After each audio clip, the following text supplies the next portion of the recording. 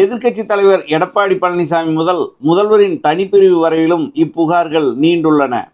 மேலும் ரிதன்யாவின் தந்தை அண்ணாதுரை இந்த குளறுபடிகளை எல்லாம் சுட்டிக்காட்டி நீதிமன்றங்களில் இன்ட்ரீம் பெட்டிஷன் போட்டு தன் தரப்பு வாதத்தை வைத்துள்ளார். இதன் பின்னணியில் திருப்பூர் முதன்மை நீதிமன்றத்தில் கவின்குமார், சித்ராதேவி, ஈஸ்வரமூர்த்தி ஜாமீன் மனு தள்ளுபடி செய்யப்பட்டு சென்னை உயர்நீதிமன்றத்தில் ஜாமீன் அப்பீல் மனு விசாரணை 14/8/2025 தேதிக்கு தள்ளி வைக்கப்பட்டுள்ளது.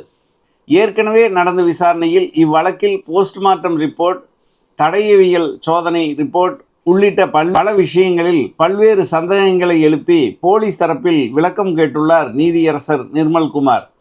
இந்த நிலையில்தான் ரிதன்யா குறித்த ஆடியோ வீடியோக்கள் தொடர்ந்து சமூக வலைத்தளங்களில் மீடியாக்களில் வைரலாகி கொண்டே வருகிறது. ரிதன்யாவிற்கு நீதி வேண்டும் என்று ஜஸ்டிஸ் ஃபார் ரிதன்யா என்கிற கோஷங்கள் அதில் நிறையவே ஒலிக்கிறது.